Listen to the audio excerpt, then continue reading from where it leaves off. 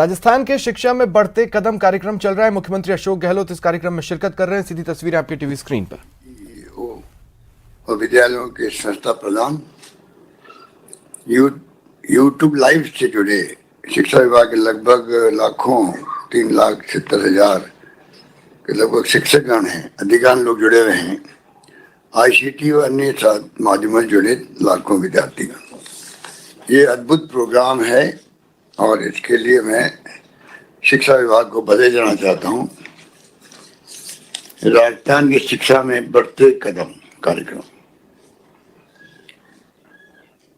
ये अद्भुत इसलिए भी है कि एक तरफ तो पूरे राजस्थान के हमारा जो परिवार है शिक्षा विभाग का वो जुड़ा हुआ है और दूसरी तरफ जो इसका उद्देश्य रखा गया है वो बहुत ही महत्वपूर्ण है, क्योंकि जिस प्रकार से कोरोना ने जो हाहाकार मचाया था पूरी दुनिया के अंदर और देश के अंदर, उसकी किसी ने कल्पना नहीं की थी कि ये भी कभी हमारे वक्त में ऐसी स्थिति बनेगी कि पूरी दुनिया एक संकट में आ जाएगी।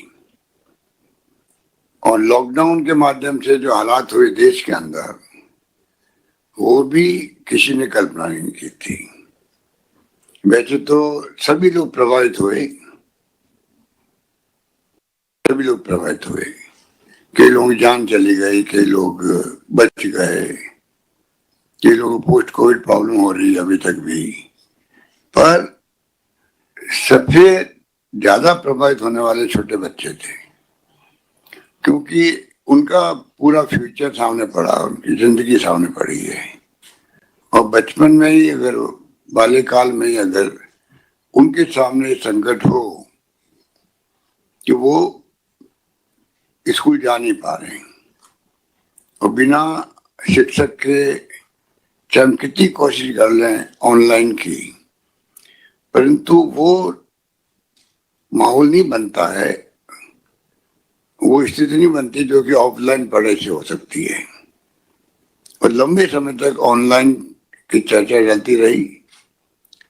शिक्षा विभाग ने बहुत अच्छे, जैसा कि कल्ला जी और जानकारी बता रही थी, अच्छे अनुभव प्राप्त किए, अच्छे पहल करी,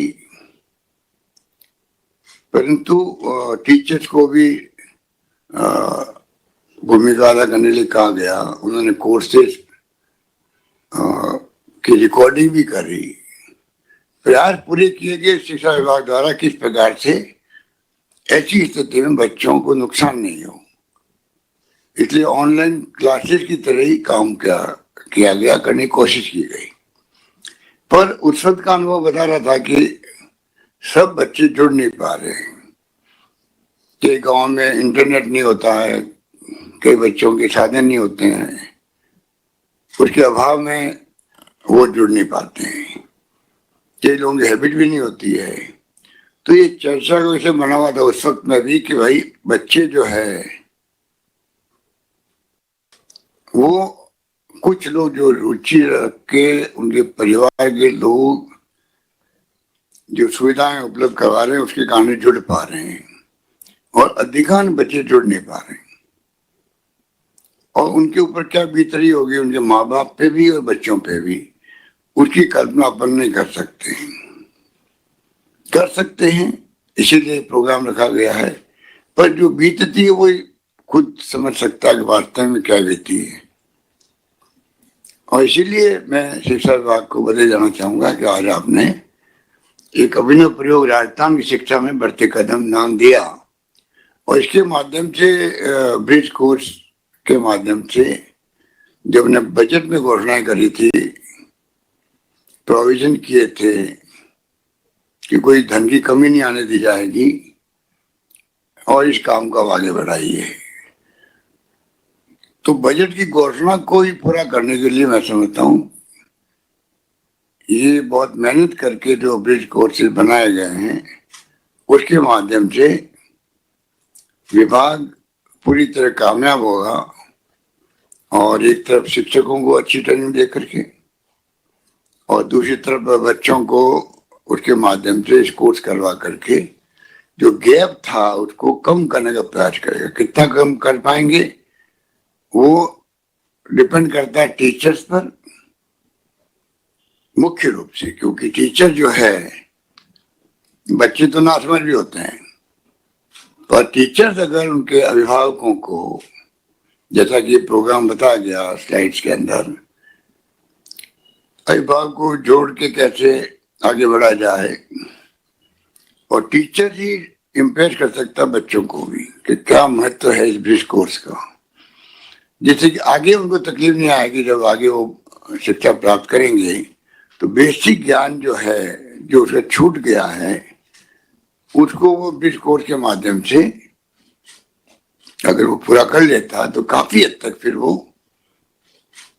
बच्चे बहुत इंटेलिजेंट होते हैं, प्रतिभा की कोई कमी नहीं है, और मैं समझता हूँ कि वो आगे आने वाले वक्त में उनको कमी नहीं खलेगी। एक मैं स्लाइड देख रहा था जिसमें ये था कि मिस्टर गोयल बता रहे थे कि जो बच्चों की शिक्षा होगी ब्रिज कोर्स के माध्यम से, उसके बाद में उनका टैलेंट देख के ग्रुप बनाए जाएंगे और फिर उनको शिक्षित किया जाएगा। उस पर मेरा कहना है कि थोड़ा उसको आप अमेंड करें इस रूप में कि बच्चों में इन्फिनिटी कॉम्प्लेक्स नहीं आए, कि अगर आपने बच्चों को सिलेक्शन किया कि ये बच्चे अब ज्यादा आगे बढ़ गए हैं या अलग ग्रुप बनेगा इनका, फिर इनकी अलग से पढ़ाई होगी, तो बाकी बच्चों में एक कॉम्प्लेक्स आ जाता है तो वो फिर आगे पढ़ नहीं पाते हैं, या वो कॉम्प्लेक्स अगर घर जगह जाता है बच्चों के दिल और दिमाग के अंदर, तो वो मैं समझता हूँ कि उचित नहीं है। थोड़ा उसको आप अपने हिसाब से देखें। कोरोना काल में जो टीचर्स ने काम किया वो अद्भुत था। ये तो ठीक है शिक्षा के विभाग में, उसके अलावा भी जो जिम्मेवारी सौंपी गई, क्योंकि टीचर्स ऐसे हैं जिनको अपने इलेक्शन ड्यूटी पे भी, जनगणना में भी सब जगह लगाते हैं, वो उनके संगठन के बाद एतराज भी करते हैं, हम सब ये काम क्यों देते हैं, हम तुम्हारा काम तो शिक्षा का है, पढ़ाने का है, पर काम दिया जाता है।